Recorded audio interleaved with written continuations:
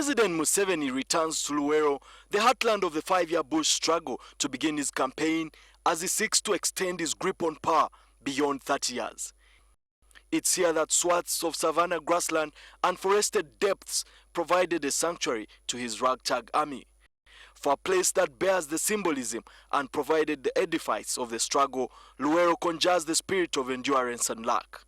President Museveni will commence his campaigns here in Luweero, the cradle of the five-year armed struggle which eventually brought him to power in 1986.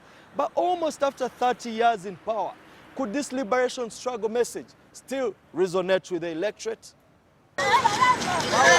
When I visited Luweero this weekend, vital cogs of the ruling party were going through the final rehearsals of his visit.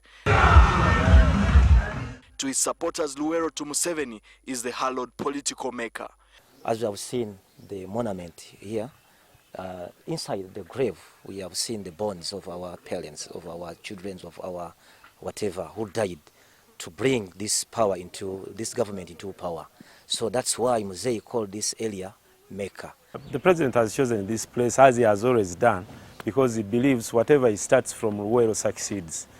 He tried to wage a war against bad governance in many other places, but it failed. But when he came to Luweero, it succeeded. Luweero is the pivot. Luweero is the center of everything. We know how the liberation war was here in our district.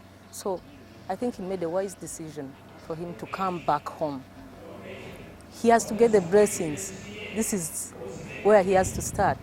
Results in 2001, 2006 and 2011 polls show that Museveni has won comfortably against his closest challenger. And before the story of the struggle can be dumped on the ash heap of history, it continues to unfold in an uncanny way. In the 2016 election, Museveni faces two acolytes of the bush struggle, Dr. Kizza Besigye and his former premier Amama Mbabazi. Besigye was a personal physician to the president, while Mbabazi ran the covert cells in the region during the bush struggle. Today, the duo believe Museveni has since departed from the path he trudged and not anymore the beacon of hope. Yet the president is not ready to throw any caution to the wind.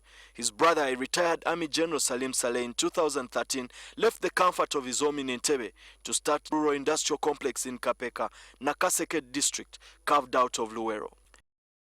Beyond the usual tokenism, Saleh has tried to be pragmatic, giving a helping hand to the veterans and families of those who lost their loved ones by improving their household incomes. Many had expected that after the war, Luweero would rise from the ashes and prosper. Others expected that heaps of skulls, which are the lasting vestiges of the struggle, would gradually fade away as buildings sprout on the grounds where fighters shed their blood. If you go around this area of Katikam sub-county, the more beneficiaries are like 2 families or 3 families of all the 30 years of this government. So we need to see whether we can go on with that project or we can stop it and start thinking about other big things like setting up the hospitals, like the referral center, well, to set up the district headquarters like other districts. Now, this is the void that the opposition wants to exploit.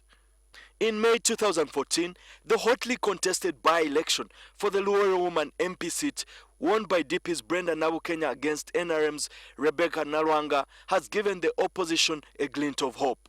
Yet the president will not be willing to hand his own backyard he shares a historical bond with to the opposition without a fight. Emmanuel Mutaizibwa, NTV Tonight.